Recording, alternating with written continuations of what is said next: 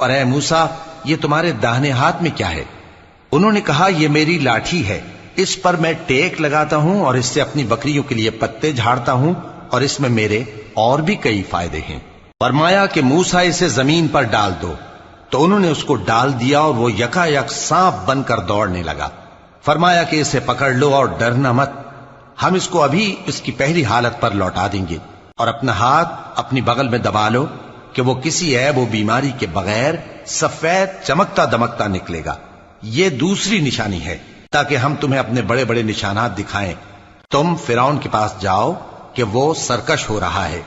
कहा, ऐ मेरे परवरदिगार, इस काम के लिए मेरा सीना खोल दे और मेरा काम आसान कर दे और मेरी जबान की गिरह खोल दे, ताकि वो मेरी बात समझ ले।